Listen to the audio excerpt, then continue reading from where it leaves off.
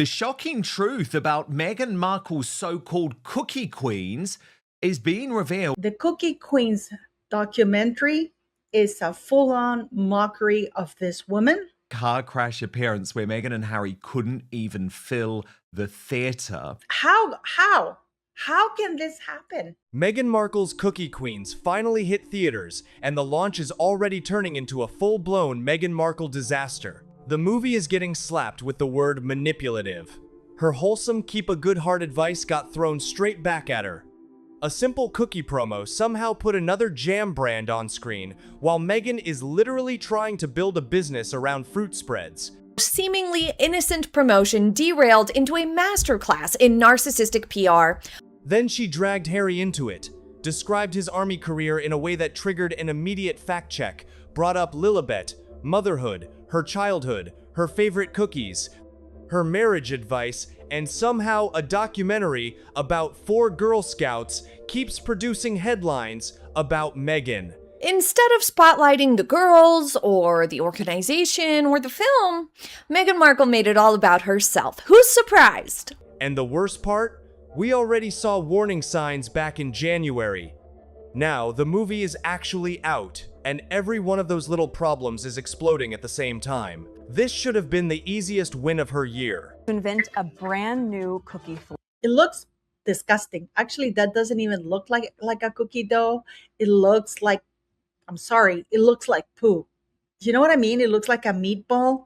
It's very unappetizing. It's very gross. I'm sorry. I'm sorry. And no shade on the girls, but this is terrible. Think about it. Meghan did not have to carry the movie. She did not have to invent the concept. She did not have to be the star. She did not even have to convince people to care about her. 4 young girls were already there with their own personalities, their own competition, their own cookie season, and their own story. Meghan's job was simple. Attach the Sussex name, give the film a bigger platform, smile, support the girls, and get out of the way. That was it. Instead, somehow, Meghan became the story again, and not in the way she wanted. It could be that Harry and Meghan didn't deliver any actual funding to this. They're just doing the publicity to try to get it in the news and give it a little bit more coverage because of their infamous names. The first bomb landed right on the movie itself. Cookie Queens is being hit with the word manipulative. That is a brutal word for a documentary because documentaries are supposed to make you trust what you are watching. The second people start wondering whether an emotional moment was pushed too hard, edited too neatly, or wrapped up too perfectly, the whole wholesome image starts cracking. Now that it is on the way to theaters with almost no ticket sales so far. And that is especially awkward for Meghan because she has been selling this thing like a giant empowerment moment. Powerful girlhood, leadership, confidence, financial independence, courage. Every time she talks about the movie, it comes wrapped in the same glossy language. But if audiences start watching and thinking, wait, why does this feel forced? That shiny speech does not save you. It makes the contrast worse. I question the thought process of whoever had her come on board and get involved. Because a lot of projects that Meghan and or Harry are involved in end up repelling a big percentage of the population or possible viewers or consumers of that product simply because the Sussexes are so unlikable. Before we continue, I want to mention something really quick. Organizing your family's important information is one of those things most of us know we should do, but we keep putting it off. That's exactly why there's the Family Vault. It gives you one place to organize your important documents, insurance, medical information, passwords, and more, so everything is easy to find when it's needed. You'll find the link in the description, or you can scan the QR code on your screen. That's all. Now let's get back to today's story. Because Meghan did not attach herself quietly, she put her title on it. Her production company is attached. She showed up at Sundance. She gave speeches. She did promo. She sat with the girls. And it's no surprise, really, that it seems Meghan has no idea about the truth of the film that she is promoting, given that she decided to buy it without actually having anything to do with its production. She brought the project into her own public brand. So now every criticism of the movie lands right beside her name. And then came the jam mess. This one is almost too perfect. Excuse me, doesn't Megan have as ever raspberry spread, strawberry spread, orange marmalade? And here you have Bon Maman, which is absolutely delicious, cheaper, and actually proper jam, and reserves. Here they're using this for a movie where allegedly she's executive producer, which means she is putting in money. Not only that, she also, as an executive producer, you have decision making power. So what happened here? Why is she going on with this, her competition? Meghan goes into a tasty kitchen with the Cookie Queen's girls to promote the theatrical release. Cute setup, easy video, make cookies, let the girls talk, get a few funny moments, sell the movie. Here it is, Bon Maman, because Bon Maman is actually paying. This company is paying to be featured in this promo, because Meghan Markle's company, as ever, does not have any money left. She's broke. She can't afford to pay for sponsor spot. Then Meghan starts talking about how she eats Girl Scout cookies. She says she is a Thin Mint girl. Fine. She likes lemonades. Fine. She likes shortbread. Fine. And then she says she likes dipping the shortbread in jam or putting jam between cookies. One of the girls looks surprised. And suddenly, the Cookie Queen's promo is turning into Meghan Markle's personal cookie tutorial. She's asked about what is her favorite flavor of cookie. Previously, she said it was Thin Mints. I just want to also dispel this myth. Meghan Markle was never a Girl Scout. She was too little to be a Girl Scout. Meghan Markle is asked here in this spot, this very same interview, what kind of cookies she likes. And she promotes the jam, but not her jam, because I would have brought my jam. I would have like a t-shirt that says as ever. But no, Meghan Markle doesn't even think to do that. But look at the counter. Bon Maman, another jam brand. Are you kidding me? Meghan has spent months trying to make As Ever look like a serious lifestyle business. The spirit of community, the spirit of togetherness, and the nuance and the fun and playfulness that we can find in that process too. Fruit spreads, pantry products, polished jars, gifting, food, entertaining. This is literally the category she wants people to associate with her. Then she appears in a high-profile cookie video, personally brings jam into the conversation, and another company's jar is sitting right there in the frame. I wouldn't even stand there, and she's standing there smiling, unless Meghan Markle is getting a cut of whatever revenue from competition, from competitors, showcasing their jam, their spread, their marmalade, their reserve. Where is As Ever? Where is her own spread? Where is the product she has been pushing so hard? Now, no, that does not mean Meghan personally chose every item in the kitchen. It does not prove some secret deal. We do not need any of that. The optics are already bad enough. If you sell jam and you are standing in a kitchen talking about jam, how does somebody else's jam become the visible product? That is not some complicated royal scandal. That is just a hilariously messy business moment. This is directly her competition. If I had been a businesswoman, I would have said, especially an executive producer, when you're lending a royal title for a documentary or whatever it is, I would have, and I have jam or I have raspberry reserves or whatever, I would have insisted, you kill two birds with one stone. Hey, we're going to use my products because we're going to promote my products in that documentary or in the movie, whatever you want to call it. And the timing could not be worse, because Meghan is not simply appearing as a random celebrity guest. She is one of the executive producers pushing this movie. This should be one of those rare moments where her entertainment brand and her lifestyle brand line up perfectly. Cookies, jam, food content, Meghan, easy. Somehow she still misses the open goal. And before people could even finish laughing about the jam, Meghan handed them another quote. Keep a good heart. A young girl asks Meghan for the childhood advice that still guides her, and Meghan offers 4 words that sound like a refrigerator magnet. My teacher, Miss Palia, said, keep a good heart. I just think it's one of those simple things that you can always remember no matter what situation you're in. Just go, That is the childhood advice she shared with one of the girls. Her teacher apparently told her to keep a good heart, and Meghan said it is one of those simple things she still remembers. Sweet line. Terrible person to give the internet that line. Because what happened immediately? People started throwing it straight back at her. Meghan has spent years at the center of family fallouts, public accusations, interviews, private grievances, turned into global content, and one feud after another. One person wrote, essentially, that Meghan never took her own advice, and another said you have to have a good heart to keep a good heart. A third went for the jugular and suggested that people who preach kindness the hardest are often the ones who need to practice it the most. Someone else said it went in one ear and out the other, and yes, the inevitable line. A good heart? Meghan, not sure you have one at all. Then she sits in soft lighting with Girl Scouts and tells them to keep a good heart. Did she really think nobody would notice the contrast? This is the problem with Meghan's perfectly polished quotes. They sound wonderful on a graphic. Then the audience remembers the last 6 years. Suddenly, the message is not inspiring. It is ammunition.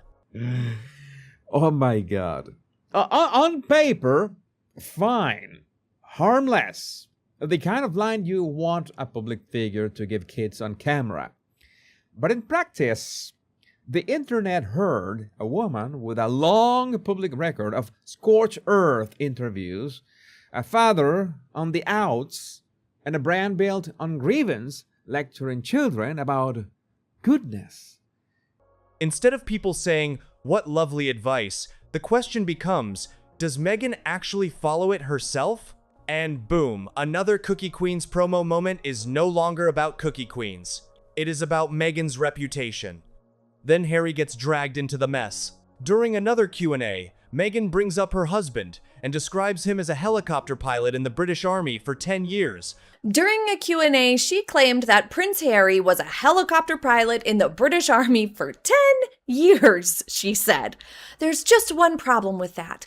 It's not true. Before sharing one of his bits of advice about storms and sunshine. And immediately, there is a problem. Harry served in the army for roughly 10 years. He was not a helicopter pilot for all 10 of those years.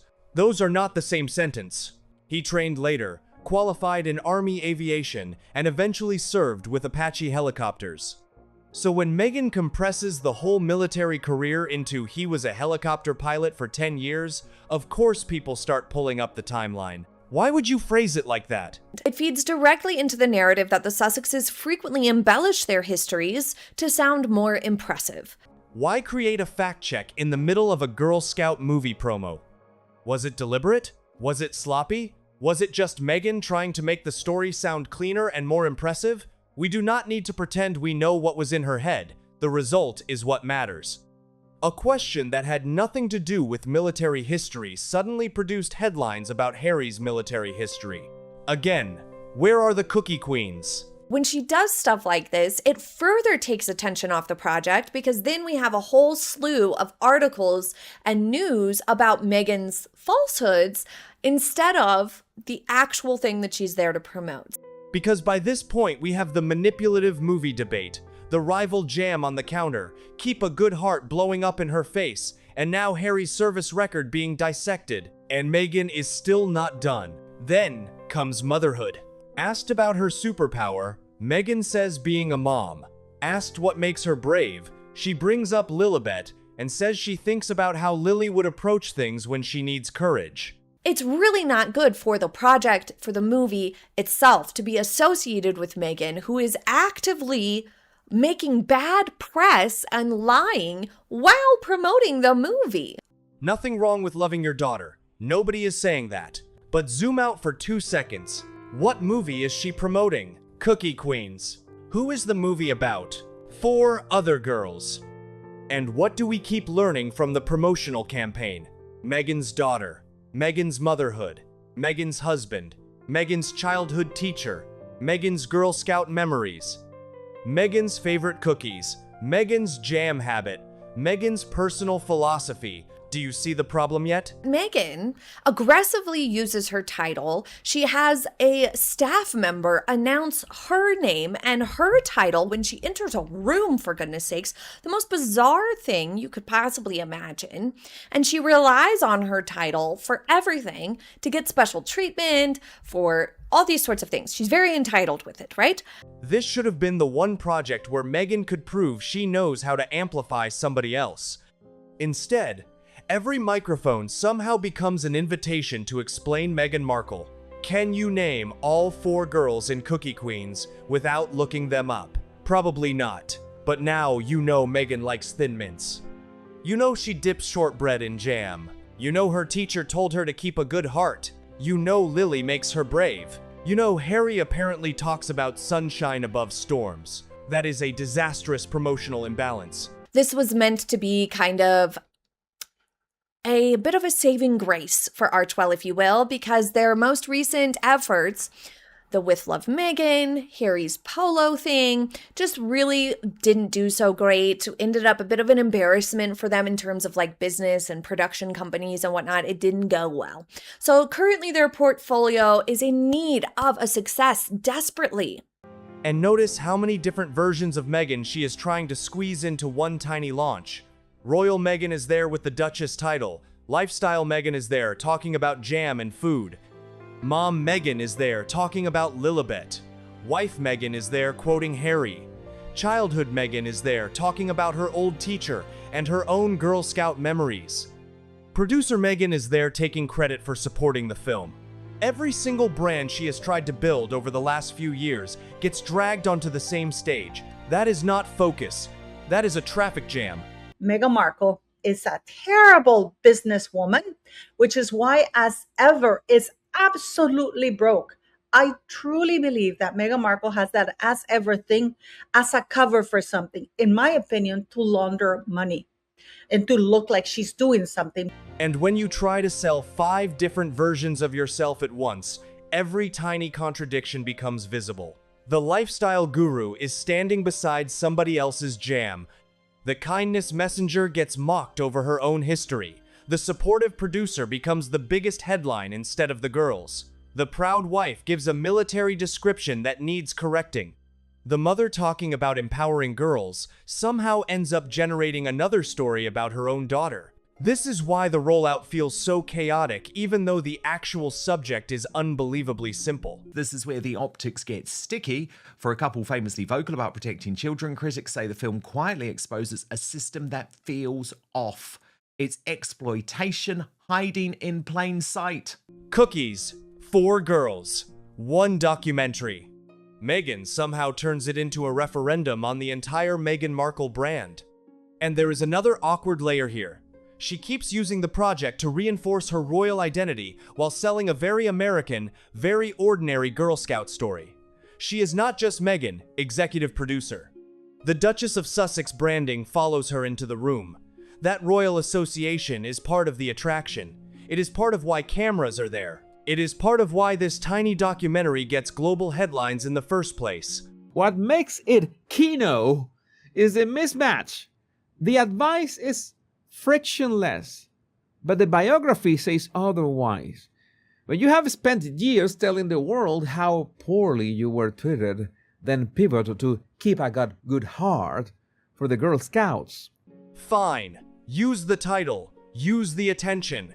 That is the whole point of bringing in a famous executive producer, but then deliver something for the film. If the royal title gets people through the door only for the headlines to become Meghan likes jam, Meghan talks about Lily, Meghan quotes Harry, and Meghan says keep a good heart, then the title boosted Meghan more than it boosted Cookie Queens. That is the exact opposite of what this arrangement was supposed to accomplish. And it gets even more ridiculous when you remember Meghan was not the person who built this documentary from the ground up. And actually what she likes is the very quick pose for a selfie. She and Harry came into an already existing project as executive producers. The film had already been independently developed and financed. The girls, the families, the footage, the director's vision, all of that existed before Meghan became the famous name attached to it. Which makes this very simple. She was supposed to make their movie bigger. not make their movie about her. And this is where we have to flash back to January for about 30 seconds. Meghan Markle and Prince Harry's epic disaster at the Sundance Film Festival, where they can't even fill one movie theater, where they cannot even give an interview without snapping at the reporter and looking like an absolute cow. Because the warning signs were already sitting there at Sundance. The screening was not the impossible to get into royal blockbuster people might have expected. There were visible empty seats before waitlisted viewers filled many of them. Meghan gave a big speech, used all the powerful, meaningful girlhood language, and once again pushed her own connection to Girl Scouts, motherhood, Lilibet and Harry into the conversation. That was January. Meghan has basically initially had Harry standing to the side of the room. There you can see him. He's just watching along with Meghan until he gets the sign. Like a little wounded dog, a little puppy dog who's told what to do by his owner. She's loving all of this without Harry, of course. That's the director of the movie. And then you'll see Harry, he's still watching on his own. What am I doing here? What is my role in life? But at least I've covered up my bald spot a little bit more than I did in court. And then you'll see Meghan. There comes the sign. There you're allowed to come in, Harry. Come in and do your bit. We are not staying there because the real story is what is happening now. But it matters because 6 months later, the exact same issue is back, only louder. Cookie Queens goes out into the world and Meghan keeps swallowing the promotion around it. And now the movie itself is getting questioned, while Meghan's own promo clips keep creating side scandals. That combination is brutal. And for Meghan, she wants to be in the world of Lovey Movie Mayhem, so really she should be doing and following the protocol, which is, it doesn't matter how big you are as a star. It doesn't matter if you're Brad Pitt. It doesn't matter if you're George Clooney. It doesn't matter if you're Jennifer Lawrence. You do not speak at a film festival before the director of the movie. If the film had launched to universal praise and Meghan's interviews were clean, nobody would care about a jar on a counter or one sloppy sentence about Harry. But when multiple things go wrong at once, every little mistake starts looking bigger. Of course, because it is Meghan and she views herself as royalty, introduced on stage, of course, as Her Royal Highness, the Duchess of Sussex, all protocol is thrown out the window and she decides to speak before the director. You see this woman. Our director, I want to invite a very special guest on stage. Can you please join me in welcoming Meghan, Duchess of Sussex? So use of the title, and she makes the point that it's before the director, and Meghan comes out. What an outfit, by the way. The jam is not just jam anymore. It becomes another example of, as ever, looking disconnected from Meghan's own appearances. Keep a good heart is not just a sweet quote anymore. It becomes another hypocrisy debate. The Harry line is not just a cute marriage anecdote anymore. It becomes another fact check. The Lilibet answer is not just motherhood anymore. It becomes another example of Meghan turning a film about other girls into a headline about her own family. So thank you for supporting that. And she's like, yes, you must clap. See the nod? Clap me. And the manipulative criticism is sitting over the whole thing like a giant flashing warning sign. This was supposed to be wholesome. That is what makes the mess so funny. There was no hostile palace briefing needed. No family court drama. No giant royal scandal. No one had to leak anything. Meghan had a movie about cookies and little ones. And somehow she still found a way to create chaos. Meghan Markle has gone too far with the plastic surgery because she has screwed up the top lip of her face. She put it up too close to her nose. Now she barely has any space left between her nose and her upper lip, and it's all crooked. I don't know if she's gone too far. The dentures are a bit too big for her, but they screwed her mouth. She could have walked into every interview and said, "These girls are amazing. Here is why their story matters. Go watch them." Done. Instead, the rollout keeps giving us Meghan, Meghan, Meghan, Meghan's childhood, Meghan's daughter, Meghan's husband, Meghan's teacher, Meghan's favorite cookie, Meghan's jam, Meghan's superpower, Meghan's life advice. At some point you have to ask, is Cookie Queens being promoted Or is Cookie Queens just being used as the newest backdrop for another Meghan reinvention? Because that is exactly how it is starting to look. But I like shortbread, so I really like the trefoils too. And I like to dip them in jam. Oh, that's new. I've never heard something. I'm a Thin Mints. It's such a classic, but also as a Girl Scout, it was the one that always sold the fastest. So I think you remember it for that reason too. She wants the executive producer credit. She wants the royal title attached. She wants the red carpet. She wants the speech. She wants the lifestyle connection. She wants the motherhood connection. She wants the wholesome image. But with all of that comes one unavoidable question. Did her involvement actually help the film? More headlines? Obviously. More Meghan headlines? Absolutely. But headlines about the girls? That is a different story. Now this is weird. She's acting as if she's won an award. She thinks this is an Oscar speech. Meghan is at this festival to try and sell the movie. And the irony is that the Cookie Queens themselves were the safest part of this whole launch. The girls did not create the backlash. The girls did not turn a cookie question into a military fact check. The girls did not put Meghan's reputation on trial with "keep a good heart." The girls did not build a lifestyle company around spreads and then appear beside a competitor's jar while discussing jam. Meghan's own promotional choices did that. That is why this is an own goal. Nobody needed to sabotage her. Meghan Markle and Harry, who said that they don't get negative headlines. That is a lie. They're getting plenty of negative headlines in the United States because they said that is the UK press that's terrible to them. But no, they're nasty to Meghan Markle there. Nobody needed to invent a giant scandal. The material came directly out of the launch. And now imagine being the filmmaker watching this happen. You spend years making a documentary about 4 girls. Meghan and Harry come aboard later with a massive global profile. Fantastic. Suddenly you have royal headlines, celebrity coverage, and a much bigger platform. Then release week arrives, and people are arguing about Meghan's jam. That has to be maddening. Rachel Meghan Markle is absolutely broke. Because even the positive Meghan headlines still push the actual movie into the background. Meghan says being a mom is her superpower. Great. Meghan reveals what Lilibet teaches her about bravery. Fine. Meghan shares Harry's advice.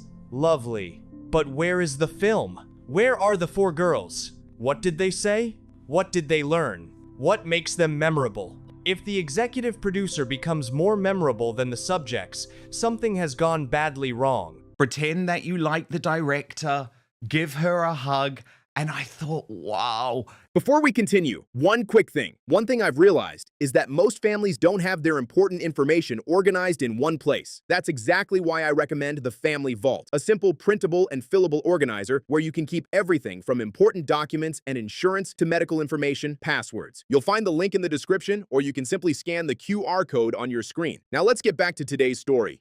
And that is why the next few days are going to be fascinating. Because now ordinary viewers can actually watch Cookie Queens and decide whether the glossy empowerment pitch matches what is on screen.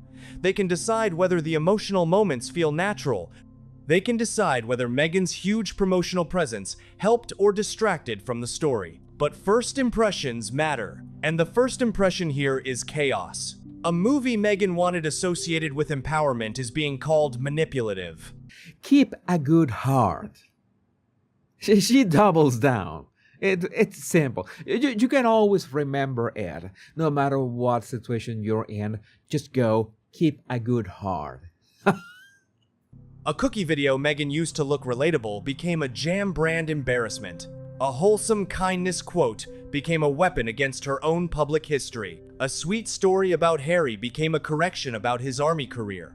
A question about bravery became another Lilibet headline. And a documentary about 4 girls somehow became another debate about whether Meghan can enter any project without turning the spotlight back onto herself. That is the story. Not cookie economics.